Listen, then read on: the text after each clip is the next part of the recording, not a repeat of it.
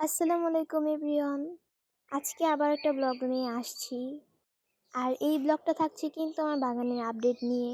অনেকদিন ধরেই কোনো ব্লগ বানানো হচ্ছে না যে কি ব্লগ বানাবো, তাই আজকে ভাবলাম যে এটাই করি। আর চলো তোমাদেরকে আমার বাগানের কতগুলো গাছকে দেখাই। আজকের ওয়েদারটা অনেক বেশি সুন্দর, কিছুটা বাতাস আর কিছুটা রোদ।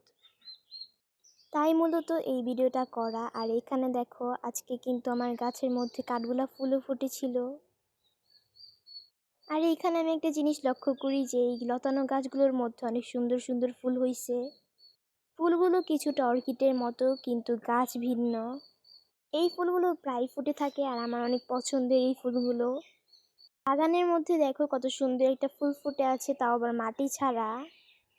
ফুলটা ছোট হইলেও অনেক বেশি কিউট ছিল, তো আমি আর দেরি না করে মাটির মধ্যে লাগাই দিই।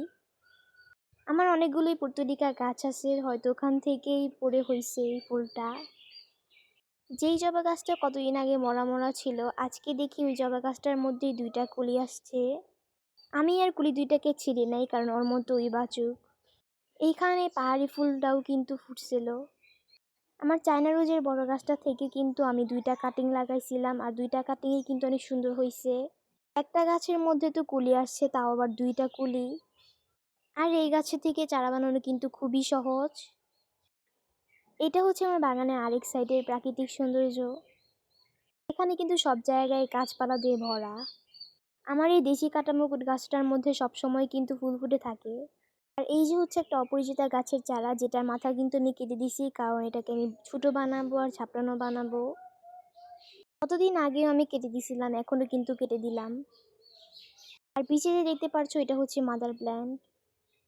কতদিন আগে তোমাদেরকে দেখাইছিলাম যে আমি একটা গাছ নিয়ে এসেছি, এইটাই কিন্তু সেই গাছটা, আর অনেক বেশি লম্বা হয়ে গেছে এই গাছটা। এখানে আমি দেখাইছিলাম যেটার মধ্যে কত বড় বড় সুতার মতো বের হয়েছে। চলো তোমাদের কতগুলো কাটিং দেখাই। এই কাটিংগুলো আমি আগেই লাগাইছিলাম, আর এগুলো কিন্তু অনেক হইছেও। আর এই গাছগুলো কিন্তু ছিল চন্দ্রমল্লিকা। এখানে আমার অনেক কালারই চন্দ্রমল্লিকা ছিল, যার জন্য এতগুলো কাটিং আমি লাগাইছি। কেলাঞ্চু গাছও কিন্তু লাগাইছিলাম। এখানে একটা হাইব্রিড এই কাটামুকুট গাছটাও কিন্তু লাগাইছি আমি কাটিংয়ে।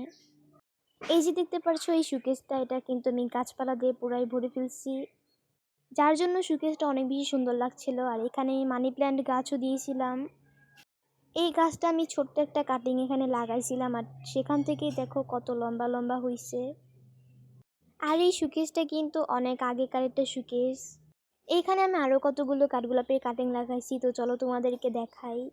এগুলো হচ্ছে আমি নতুন কিনে আনছি, তো যার জন্য এটার মধ্যে কোনো পাতা বের হয় নাই। আর এগুলো কিন্তু আমার অনেক আগের।